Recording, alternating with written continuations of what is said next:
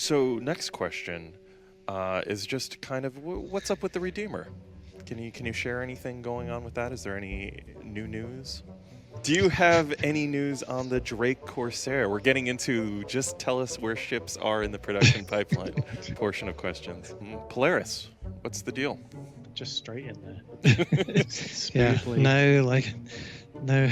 no front play. No. What's the status of the Caterpillar door elevators? Is that something the concept team is thinking about now? That like we're doing the physicalized interactions and trying to get away from more of the magical inner thought stuff? Good question. With the Hercules Starlifter on the roadmap for 4.0, are all the variants being worked on simultaneously or just one variant? So, Misk Endeavor, what's up with that? But there are other ones that are just really quite tricky just because they're so sort of fundamentally Yeah. broke, possibly. What is the current plan for either spawning vehicles with other vehicles inside? Would we choose these to spawn at the same time, or once the ship's loaded in, you have to put it in? What's going on with that? What's happening with the Hull C? So we are.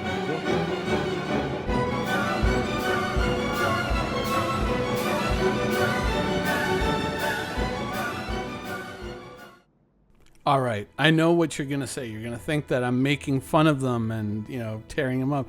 But no, honestly, when CIG is flubbing and searching for their words and their developers are kind of like, oh, I'm not really sure how I'm going to say this or how I'm going to bring this point across, I find that that's when they're at their most honest. They're less concerned about the optics of the situation, and that's when you get your best answers. Now, just off the top of my head, I'm going to recount some of the big things from this video, but honestly, this is a video that you should be watching. I'm going to put a link in the description down below. Set an hour aside, watch that video. It's very much worthwhile. Okay, Corsair not currently being worked on, though I get the idea that the Corsair is something that is going to be coming up soon. The Polaris not currently being worked on, but they like the ship. God, what else? There was a little bit of a hint when they were talking about kind of building out ships and weapons and how those weapons interact with different hulls and ships that are much more armored looking. They said, and an upcoming ship. And we've gotten little hints about the Ares, Ares, God of War. So I have a feeling that we are going to see something very interesting. Is it going to be a brawling capital?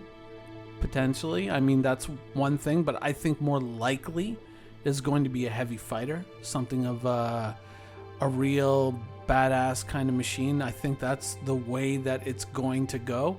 They spoke about the Redeemer. The Redeemer has been reconcepted slightly to make it look much more like a Aegis ship, which technically, I mean, when you look at things like how the Redeemer actually influenced ships like, oh my god, I can't believe the name just fell out of my head. The Saber, sorry. Ships like the Saber have currently pulled an influence from the Redeemer. I would argue that the Redeemer was already pretty much there, and they did kind of say that they did make some changes, but they didn't say that they were very monumental. It's still going to be a gunship, and so it's going to be packing a hell of a lot of firepower. So internally, I guess they've done some reconcepting. Are we going to see it anytime soon? They were kind of evasive on that point. Maybe the Ares is a V2 rework of the Redeemer. Possible. We'll know more in the future. The 600i. The 600i is going to get its interior rework, but that is something that is not currently on the schedule now. It is something, though, that they have acknowledged and they have stated that they are going to do. So the flying dentist's office is going to look much more like a flying space yacht at some point in the future. Now, one of the things is the background footage that you're seeing right here was something that I was going to do for a video coming up, and I was talking about, how we have physicalized inventory on our characters now to a certain degree. We have those backpacks and we can carry minables. Wouldn't it be great if we could do the same thing for the little saddlebags on the dragonflies? And at the same time, if we could make it so you could spawn a dragonfly on a ship. Well, they dealt with that. how it's going to work is apparently when you want to spawn a smaller ship on a larger ship, it's going to be like attaching modules in the current ship interface or whatever form that ship interface takes in the future with a new UI potentially, I guess. That it's going to be like selecting modules for your ship. And so you'll be able to select what ships or what vehicles spawn on your ships. So no ETA, no promise as to when, but something that is coming down the road.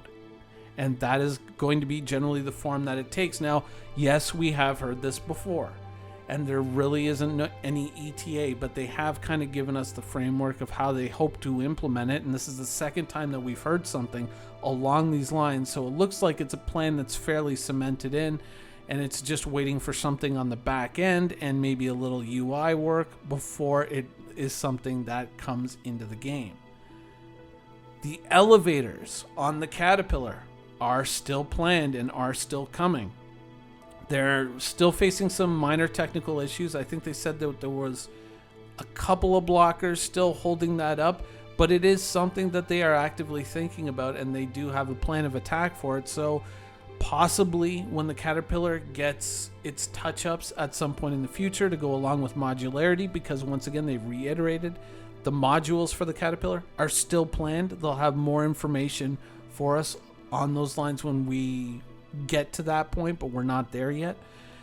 So, you know, I as a Caterpillar owner, and I'm sure there's a lot of other Caterpillar owners out there, I would honestly, the modules, great, fine. You know, we've heard that before. If someone could just slide the elevators into a working state, if you could slide that into the schedule somewhere where someone has a few weeks free or something like that, if that could get a little bit of a priority, would really appreciate it, especially when we're kind of moving into a place where we might have to load cargo onto our ship physically and stuff like that. It's pretty important. But beyond that, there was a bunch of other information. Hull C, still some issues to go with that. Docking, not entirely completed. Stations to accommodate it, not entirely completed. And it sounded like, you know, they kind of, it's kind of what happened to the Hull C before. You know, they hinted at it, they showed it, and then all of a sudden it got pushed away. And I feel that it's getting, you know, we've heard about it again recently. I have a feeling it's getting pushed away again. And that it's just, there's still some issues with it expanding outwards and expanding its physics grid, so that everything that is contained within those cargo containers still obeys the ship's physics grid rather than a different one. So it seems like there may be some work still going in that direction that they still have to do. They talked about reworking some of the older ships, and that's where you get that some of them are fundamentally broken line from the intro. You know, they're, you know, when they're talking about reworking the very original ships and some of the challenges that they face with them, and trying to kind of keep them closer to the original concept, close to the original concept as possible. And, you know, they're also talking about the Carrack and how the Carrack differs from the original concept. The slimness isn't something that gets back, because then it's going to actually cost you features on the ship. And I likened this, I think, in a previous video to when I talked about, you know, it's kind of like when you imagine if you're playing a survival game or like Minecraft or something like that, and you build your base in your head and you go, this is how I'm going to lay everything out. This is the architecture I'm going to use. It's going to be awesome. But then when you go and you try to build all these things and put all the machinery in your base, whatever game you're playing, all your facilities that you need, you all of a sudden realize that not everything is going to fit the way you hoped it would in your head. And so you kind of have to do some rejiggering to kind of get everything to work. And that's kind of what CIG is kind of going through with the Carrack. And that's why the Carrack looks the way that it does.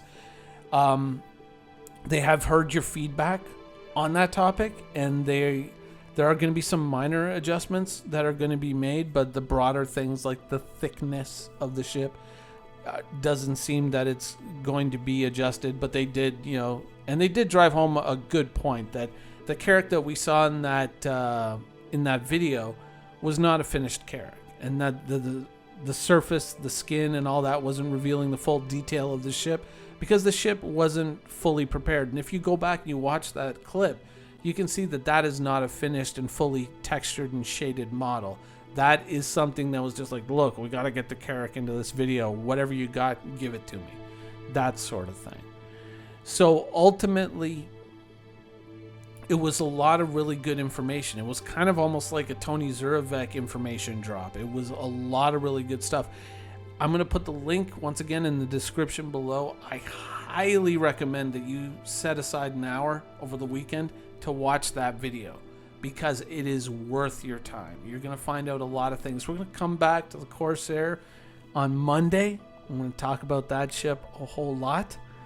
And hopefully, if my instincts, if my feelings are true, I get the feeling that we might see the Corsair turn up on the roadmap, not before 4.0, but in the next couple of patches. I think we're going to see the Corsair show up on the roadmap.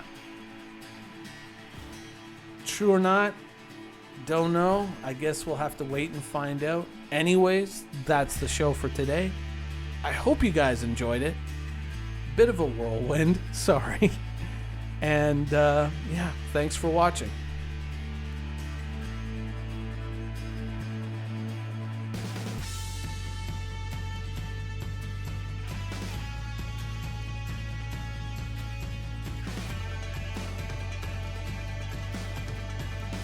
Thank you for watching. So if you want to keep up with the latest and greatest in Star Citizen and Squadron 42's development, please follow us on our social media channels. See you soon.